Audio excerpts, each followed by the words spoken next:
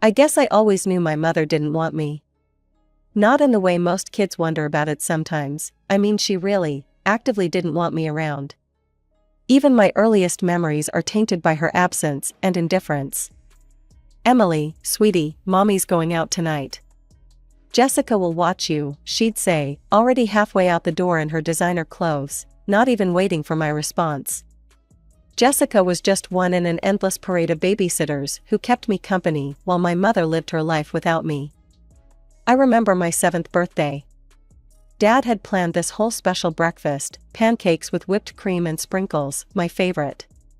He'd gotten up early to make everything perfect before heading to work at his construction supply store. Mom was supposed to take me to the party place later that day. All my classmates were invited. I sat in my party dress for hours, waiting. She never showed up. When Dad got home that evening and found me still sitting there, trying not to cry, his face turned a shade of red I'd never seen before. "Where the hell is your mother?" he demanded, pulling out his phone. I could hear her voicemail message playing over and over as he tried calling. Finally, around 8 p.m., she breezed in, shopping bags in hand. "Oh my God, was that today? I completely forgot. I was at the salon and then Sarah called about this amazing sale." Dad cut her off. "Our daughter's birthday party, Helen. You forgot our daughter's birthday party. Don't be so dramatic, Robert. We can reschedule it," she said, rolling her eyes as she headed upstairs. "Emily understands, don't you, sweetie?" I slipped away to my room during their argument, hugging my knees to my chest. Even then, I knew this wasn't normal. Other moms didn't forget their kids' birthdays. Other moms didn't spend more time with their friends than their children. Other moms showed up for school events and parent-teacher conferences, things my mother considered boring and beneath her. But I had Dad, and he was enough. He made up for her absence in every way he could. Despite running his store, he always found time for me. He'd wake up early to make my breakfast, help me with homework in the evenings, and on weekends, we'd have our special daddy-daughter adventures, trips to the park, movies, or just hanging out at home building pillow forts. I learned to stop expecting anything from my mother. When she forgot to pick me up from school, I'd call Dad. When she missed my school plays, I'd look for Dad's proud face in the audience. When she was too busy with her friends to help me shop for my first training bra, Dad awkwardly but lovingly took me himself. We were a perfect team. I had gotten used to our little family dynamic, Dad being both mother and father, while Mom floated in and out like some glamorous but distant relative who happened to live in our house. I was 15 when I got the call. It was a regular Thursday evening, and I was doing my homework, waiting for Dad to come home from the store. When the phone rang, I assumed it was him telling me he'd be late again. Instead, it was the police. "Is this the residence of Robert Thompson?" a serious voice asked. The next few minutes are still a blur in my memory. Drunk driver. Wrong lane. Head-on collision. No chance of survival. The words washed over me like ice water, but they didn't make sense. They couldn't make sense. Dad had texted me just hours ago, asking what I wanted for dinner.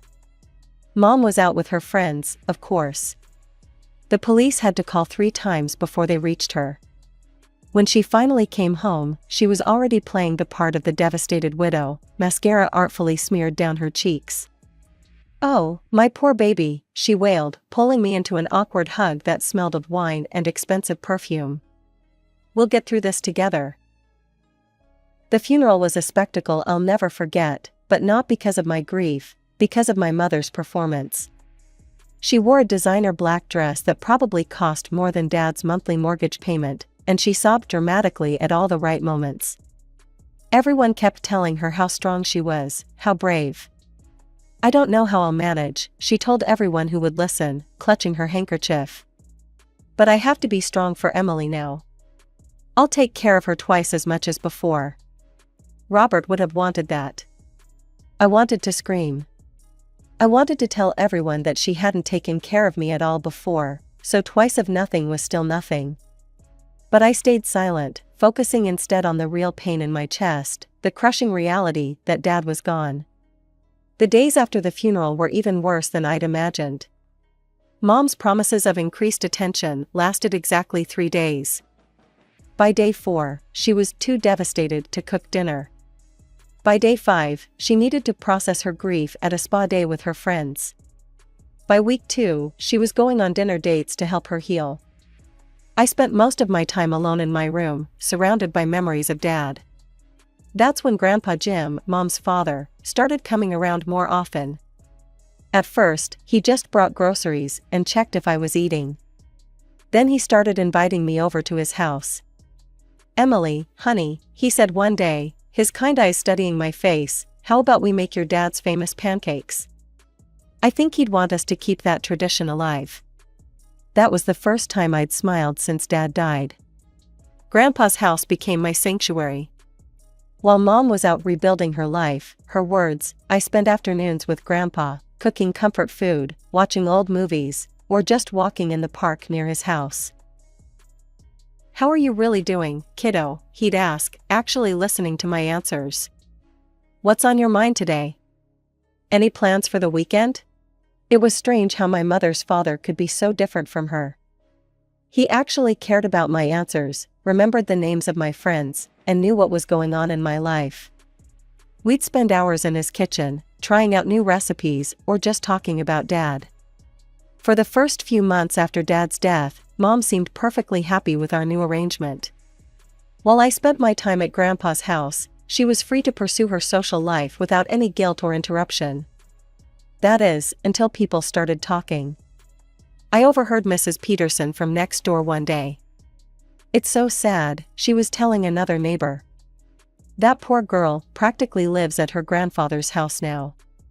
Helen's never home, always out with some new man." What kind of mother? That's when things changed. Mom suddenly started paying attention to where I was going and, more importantly, who knew about it. "You can't keep running to your grandfather's house every day," she snapped one evening when I was putting on my shoes to leave. "What will people think? That I can't take care of my own daughter?" I couldn't help but laugh. "But you don't take care of me, Mom. You never have." Her face turned red. "I am your mother. I've done everything for you." "Name one thing," I challenged her. "One single thing you've done for me since Dad died." She couldn't answer, of course. Instead, she banned me from visiting Grandpa, saying I needed to spend more quality time at home. Quality time apparently meant sitting alone in an empty house while she went on dates with her latest prospects. I told Grandpa about Mom's new rule during one of my band visits. He just shook his head and sighed. "Your mother," he said, choosing his words carefully, "has always been focused on what others think of her. Not on what's real." He patted my hand. "Don't worry about her rules, Emily. You're always welcome here." Then one day, during my senior year, Mom came home practically bouncing with excitement. "I've met someone," she announced over dinner, which was rare enough to be noteworthy. "His name is George." I barely looked up from my plate. I'd heard this before, at least 5 times in the past 2 years. There was Richard the lawyer, too boring, Michael the doctor, too busy, James the business owner, too focused on work, and several others whose names I hadn't bothered to remember. "He's different," Mom insisted, noticing my lack of enthusiasm. "He's established, mature." When I finally met George, I had to bite back a laugh. He was everything Mom had always said she couldn't stand in a man: short, overweight, and at least 15 years older than her. This was the same woman who had once broken up with a guy because he was only 5 feet 11 inches. "Isn't he wonderful?" Mom gushed after he left that first night. I studied her face, trying to understand what game she was playing now. The George I'd just met was pleasant enough, but he was the complete opposite of Mom's usual type. She'd always gone for tall, athletic men who looked like they belonged on magazine covers. The kind of men who matched her carefully cultivated image. Over the next few months, I witnessed something I'd never seen before: my mother trying to actually act like a mother. The transformation was both fascinating and disturbing to watch. "Emily, sweetheart," she'd call out when George was visiting, "would you like to join us for dinner?" The first time she did this, I nearly choked on my water. In the past, whenever Mom had boyfriends over, my role was to become invisible. "Stay in your room," or "why don't you go to a friend's house," were her usual instructions. But with George, everything was different. She'd suddenly become this picture-perfect mom, asking about my day at school, pretending to help me with college applications, even making my favorite meals, or rather, ordering them from restaurants and presenting them as homemade. "Isn't it wonderful how close Emily and I are?" she'd tell George, while wrapping an arm around my shoulders. I'd have to fight the urge to shake it off, knowing this was all just another one of her performances. One evening, she actually pulled me aside before George and his family arrived. "Emily, please, act like we're close. Like we have a good relationship. Can you do that for me?" I played along, mostly out of curiosity to see how far she'd take this charade. And she took it far, all the way to my graduation day. She showed up with George and his family, wearing a tasteful designer dress and the proud smile of a mother who'd been there every step of the way. She even brought flowers and tears and hugged me in front of everyone. "My beautiful, brilliant daughter," she gushed, making sure George and his family could hear. "I'm so proud of everything you've accomplished." The day after graduation, though, the mask came off. She waited until George had left for a business trip, then called me into the living room for a talk. "Emily," she said, her voice no longer holding any of the warmth she'd displayed at graduation. "You're 18 now, and it's time for you to move out." I stared at her, thinking I must have misheard. "What?" "I'm tired of playing mother," she continued, examining her manicured nails. "You're an adult now. You need to learn to stand on your own 2 feet. I put up with you for 18 years. That's enough. I want you out of the house by tomorrow." I sat there, shocked by the sudden shift, but not entirely surprised. This was the real woman behind the mask, the one I'd known all my life. Without another word, I went upstairs and started packing. Years of living with her had taught me to expect nothing, so I'd always kept my important things ready to go. Within hours, I had everything I needed in a few bags and boxes. Grandpa opened his door before I even knocked, one look at my face telling him everything he needed to know. "Your room is ready," was all he said, helping me carry my bags inside. He didn't need to ask what had happened. He knew his daughter too well. Living with Grandpa felt like finally being able to breathe after years of holding my breath. The day after I moved in, he sat me down at his kitchen table. "Emily," he said, sliding an envelope across to me. "I want you to go to college." Inside the envelope was enough money for 4 years of tuition. When I tried to protest, he held up his hand. "Your father would have wanted this," he said firmly. "And I want this." End of discussion. So I enrolled in college, determined to make both him and Dad proud. But I couldn't just sit back and let Grandpa handle everything. Despite his comfortable retirement and generous savings, it didn't feel right to depend on him completely. That's why I picked up a job as a waitress at the Silver Spoon Cafe near campus.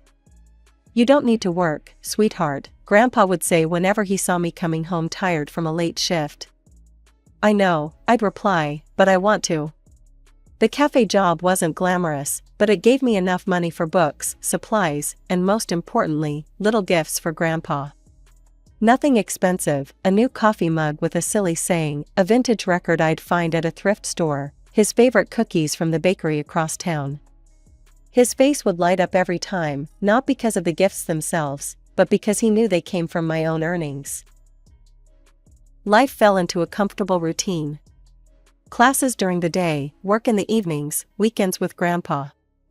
I hadn't heard from Mom in almost 3 years, and I preferred it that way. But Grandpa still kept tabs on her through family connections. "Your mother's doing well for herself," he mentioned one Sunday over breakfast. His tone was neutral, but I could sense his disapproval. "New Mercedes, designer clothes, fancy jewelry. George seems to be quite generous." I pushed my eggs around my plate. "Good for her. She's been telling people she's paying for your college tuition, he added quietly. Says she's been supporting you financially all this time. My fork clattered against the plate. She what? Oh yes, Grandpa continued, according to her, she's been the model of maternal support. Tells anyone who'll listen about how she's helping her daughter through college. Something about this sparked my curiosity. Mom had always been status conscious, but this level of lifestyle change seemed extreme, even for her. That evening, I did something I'd never bothered to do before. I Googled George. What I found made me nearly drop my phone. George wasn't just well off, as I'd assumed. He was George Harrison III, heir to the Harrison construction empire. His family practically owned half the state. Their name was on buildings, stadiums, and charity foundations. The smallest of their annual donations to local causes was more than what most people made in a decade. Suddenly, Mom's complete personality transformation made sense. She wasn't just fishing for a wealthy husband, she was aiming for the top of the social ladder. And somehow, she'd managed to hook one of the biggest fish in the pond. The phone call came during my junior year. Seeing Mom's number on my screen after 3 years of silence made my stomach turn. Emily, baby? Her voice had that fake sweetness I remembered so well. I need you. I almost hung up, but something in her desperate tone made me listen.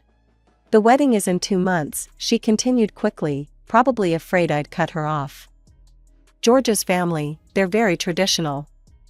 Family values mean everything to them. I need you there. I said nothing, letting the silence stretch. People have been asking questions, she went on, her voice dropping.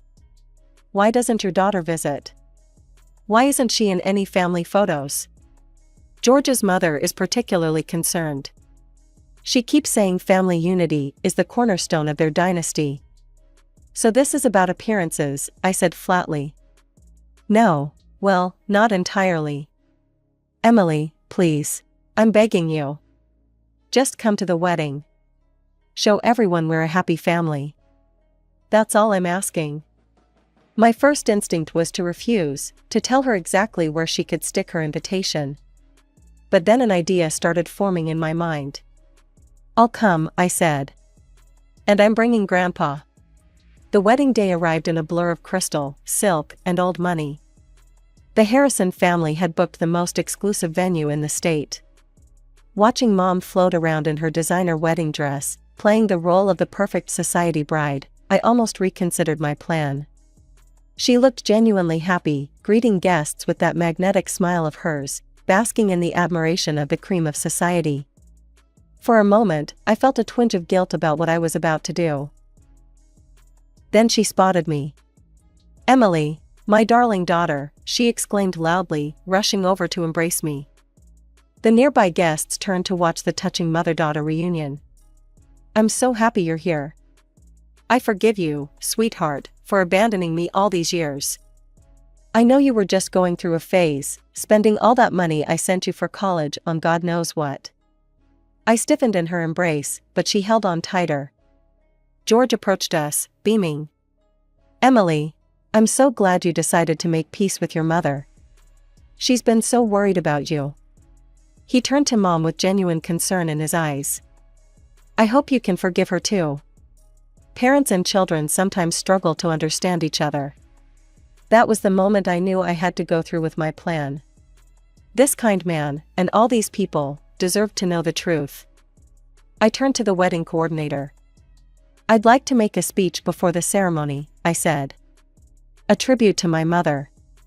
I stood at the microphone, my hands surprisingly steady. The elegant crowd turned to face me, champagne glasses in hand, expecting the usual loving daughter's pre-wedding tribute. Mom beamed from her seat of honor, George's hand in hers. I want to tell you all a story, I began, my voice clear and calm.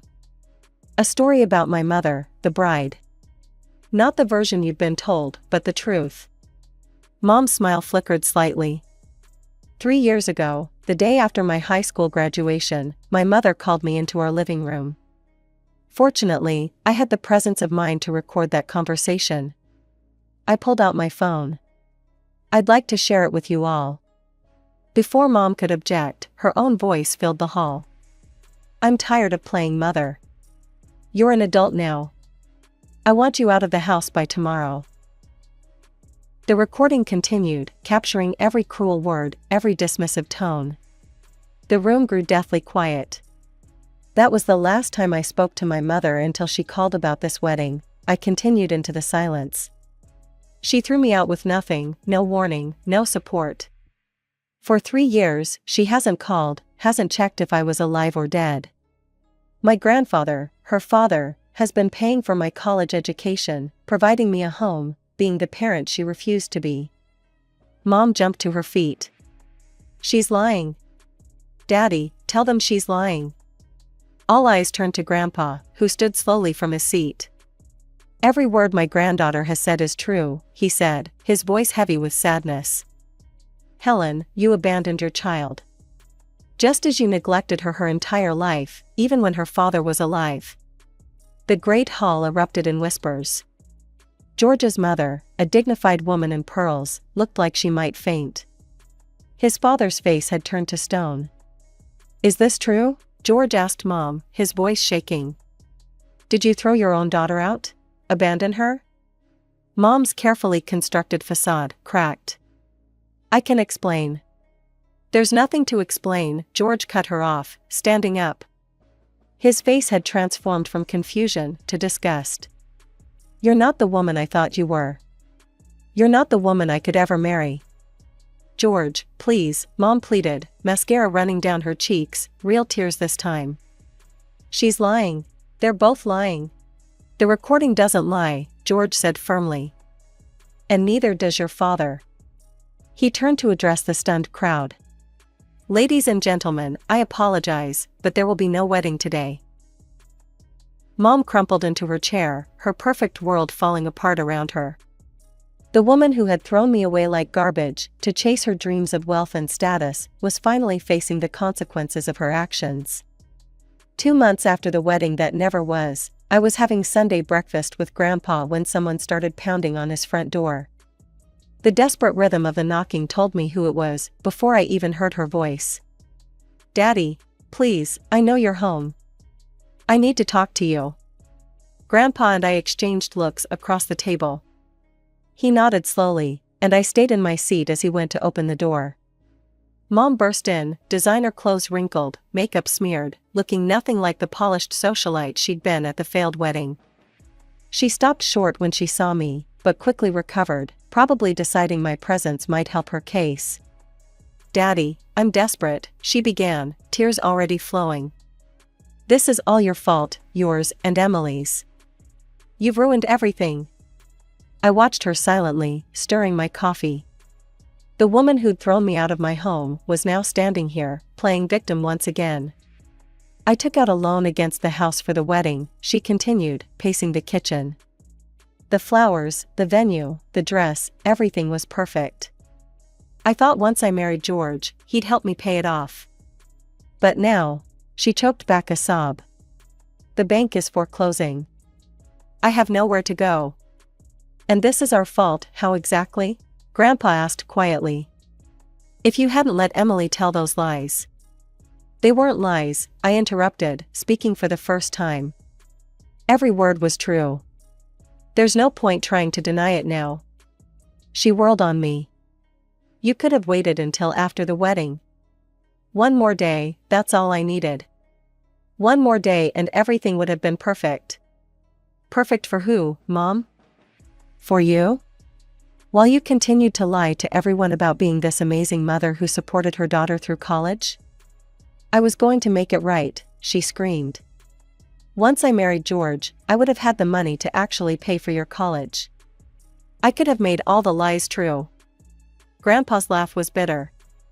"Listen to yourself, Helen. You're not sorry for what you did to Emily.